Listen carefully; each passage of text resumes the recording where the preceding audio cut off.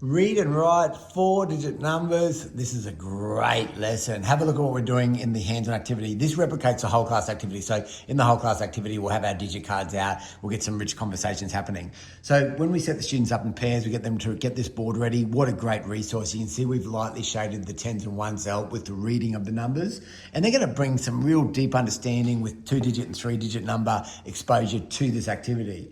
I'm thinking of a 4-digit number. I'm going to tell you some things about my number, and you can work with your partner to show me the number using the digit cards on the place value chart. My number has 2,000s, 400s, 3 10s, and 8 1s. Okay, let me see if I can get that. 2,000s, 400s, 3 10s, and 8 1s. So you can see what we're doing here, how they're putting it down. I might say to the kids, can you read that number to your partner and take turns?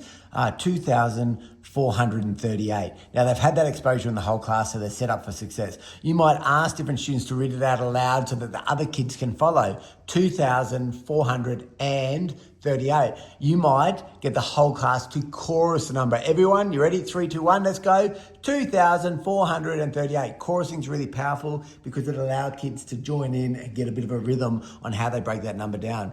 You might say to students with this particular activity, okay, I'm going to give you a number, or ask a student to give a 4-digit number. My number is 5,695. Put it down on there, get them to read it to their partner, read it out aloud as a group, etc. Then we want to start introducing some zeros and having discussions around when we introduce zeros into some of these place values, what is the impact of that on when we're reading and writing numbers? You can see then we progress them over to this little independent task to give them an opportunity to really consolidate some learning.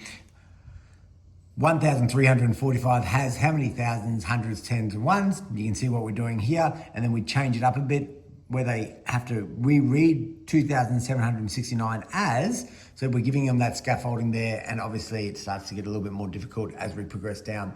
This resource here is golden. Keep it, consolidate learning. Once you start getting into 4-digit numbers, you've got that pattern of 3 there, and that will be replicated when we push into 5, 6-digit numbers, but you can see we can do some really rich learning here with this. Fantastic resource. Shelve it, fast finisher, lots of little 5-minute activities to build capacity. Absolutely love it.